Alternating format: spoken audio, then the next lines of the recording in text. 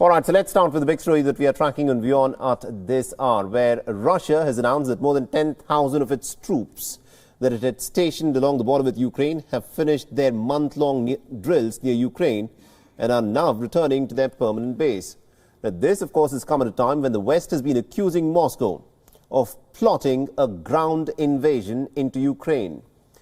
In a statement, the Russian Defense Ministry has said that the drills for the southern military district forces had taken place in a host of southern regions, including in Rostov, Krasnodar and Crimea, which Moscow, remember, had seized from Ukraine back in 2014. The troops are returning to their permanent bases. Standby units will be ready for New Year's holidays.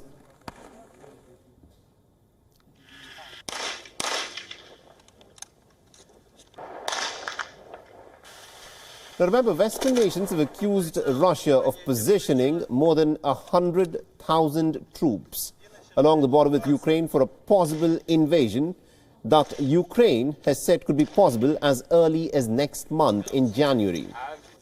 Now, Kiev estimates that the number of Russian troops along Ukraine's border has increased from 93,000 in the month of October to 104,000 presently. Russia, for its part, has denied that it is planning any kind of a ground invasion into Ukraine. It has said that Russia is free to move its own forces within its sovereign territory for the military drills that it deems to be necessary. But just a few days ago, Russia had also presented the West with some sweeping security demands. It has said that NATO must not admit new members into the military alliance. It has also sought to bar the United States from establishing new military bases in the former Soviet republics.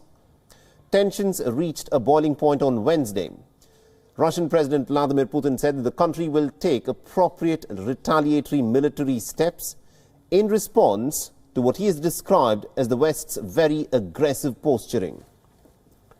The next day, Vladimir Putin took a softer stance, saying that he had seen some positive reaction from the Americans and talks will take place next month.